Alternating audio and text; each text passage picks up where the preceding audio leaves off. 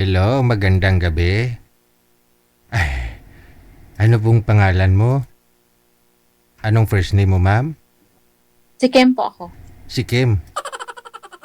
Yeah. Si Kim or si Kem. Kim? Kem. Kim lang. Okay. Ma'am Kim, saan po kayo ngayon? Parang Kim Cho, ganon? Hindi naman. Iba din ang spelling niya eh. Kimchi. Kem. Kem. Kem. Okay. Si Madam Kem. Saan po kayo ngayon, Ma'am Kem? Currently po, nasa Kuwait po ako. Ay, nasa Kuwait. Ano oras po dyan? Last 3 ng hapon ba lang, no? 3:35. Okay. So, relax muna, no? Relax muna tayo. Wala po kayong ka-video call dyan? Wala po eh. Naboboard na nga po. Aha. Actually, DJ, pang second time ko na po to sa inyo. Kailan po yung una?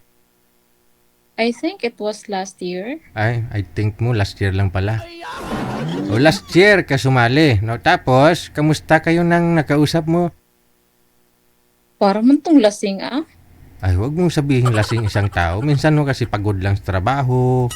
Minsan, Actually kasi DJ, nung time na sinalang mo ko doon, iinuman talaga yun sila eh. Tapos parang, parang nag-stop lang siya. Tapos parang kinausap niya ako sandali. Tas yun. Pero alam ko talaga ano siya eh.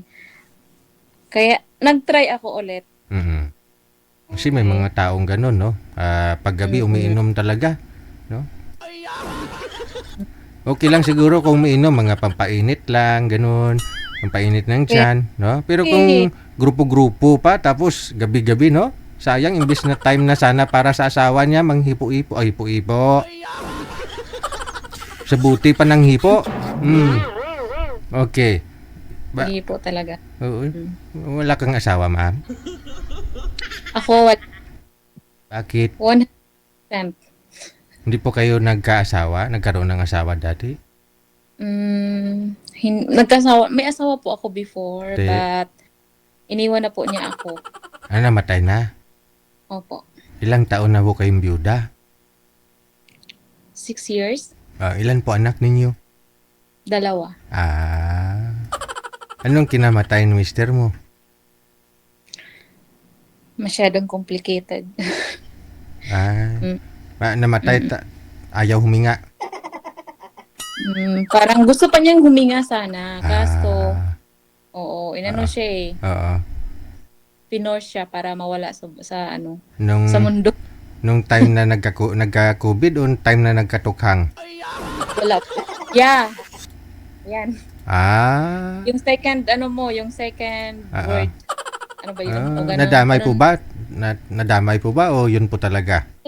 Actually, di ko po alam kung ano talaga ang buong pangyayari kasi wala ako dyan eh. Nangyayari. Yun lang, no? Sige. Ngayon, baka hindi surrender si mister mo kasi kung nag-surrender yon, hindi naman siya gaganunin. Yun ang sabi nila eh. Di ko po alam eh. Pero anak nyo po ngayon nasaan? Nandun po sa probinsya namin. Saan po yung province mo? Sa Negros Oriental. Bisaya po ako. Bisaya. Okay. Malalaki naman na ho mga anak mo? Ang panganay ko, 20 years old, graduating sa college. And then, ang bunso ko naman ay going 16. Okay. Pero nagka-boyfriend ka naman sa 6 years? Wala nga po, DJ. Kaya nga napunta ako dito sa programa niyo eh. Wala talagang ligaw. Walang naligaw? Wala talagang naligaw. Okay. Sige, mga ilang taon ang gusto mo? Sana naman, itong mas matanda naman sa akin. Gusto ko yung mas ahead, mas ano siya sa akin, mas matured. Mas mature yung mukha. Gusto ko po, DJ, itong mga nasa mga 40 plus. Ganyan. Ilang taon ka na ba? 40 plus na. Ano yung plus sa 40? 41. 41. Mga 45, ganun. Yes. Okay, sige. Yung parang matured naman kung mag-isip. Oo. Kasi minsan, di baling bata pa man, basta matured mag-isip Kasi may mga kasi hindi talaga. Kadalasan naman sa mga bata pa, yung parang wala lang. Hindi, sa panahon kasi ngayon, no, na ma-mature tayo sa mga nangyayari sa atin sa araw-araw, no? Depende ko kasi yan sa mga sitwasyon ng pamilya mo, buhay mo, sarili mo. No, mayroon po dyan kasi na matanda na yung edad pero bata isip. Mayroon naman ho dyan bata pa pero matured na yung pag-isip. Oo. Meron. Yan. Kasi depende sa hamon ng buhay na kanilang hinaharap sa pang-araw-araw. So, sa pihom ako, no? Sige, madam, ha? Standby lang po kayo, no? Sige. Makakanap din tayo para sa'yo, ha? Okay. Sige. Thank you. Kape ka po muna dyan para lalo kang gumanda. Grabe. Ang init kaya dito. E di magkutsara ka. Ang kape, grabe yung init ito ngayon. Masarap kaya magkape ng mainit ang panahon. No? Ganun ba? Oo. Yung kape na malamig. Yung minsan, bang summer dito sa Pilipinas, kung may cube ice, may cube ice ka dyan. Lagyan mo kay 3 piraso. Tunawin mo sa maliit na mainit na tubig, tapos tunawin mo yung kape. Kung may cream ka dyan, sana all may cream. Pero maganda yung purong kape talaga. Parang yun parang Starbucks na yung dating nun. Oo. Coffee Chino nga po isa. Oo. Ganda. Si Madam Esther nga, pinadalan kami ng kape at saka coffee mate. Ang ginawa namin, nilagay ko sa manager.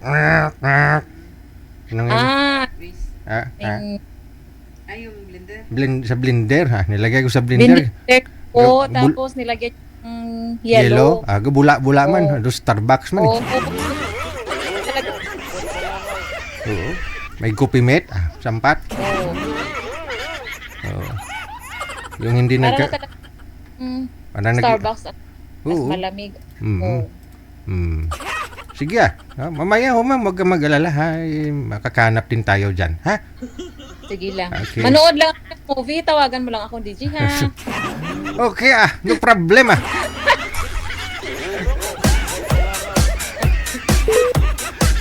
Tuntos mo, manood ka pala ng movie, tawagan lang kita.